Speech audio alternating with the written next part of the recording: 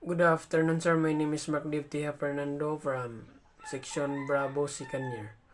This is my explanation about the methods of collecting biological evidence.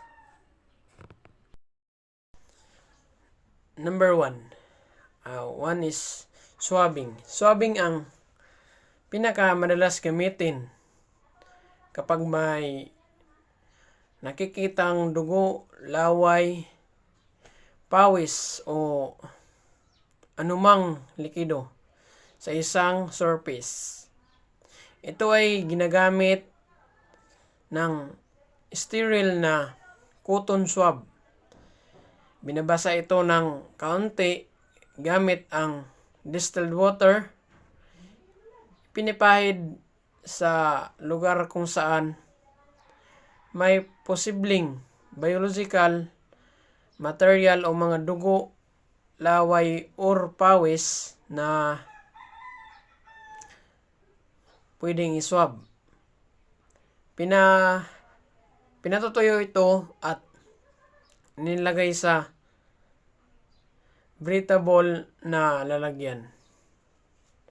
The number 2 is tape lifting.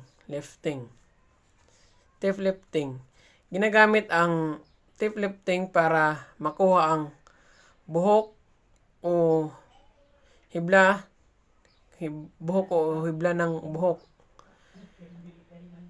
Para kanang bitang murag ipapilit nimo para makuha ang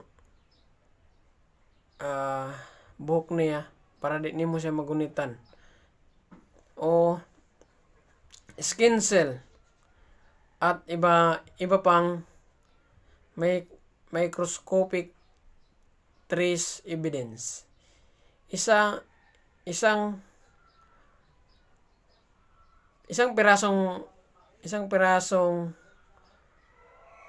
malinaw na adhesive na tape ang ididikit or idinidikit sa surface. Kapag inalis, sumasama ang maliliit na particles o buhok o hibla ng buhok, iba pang particles material.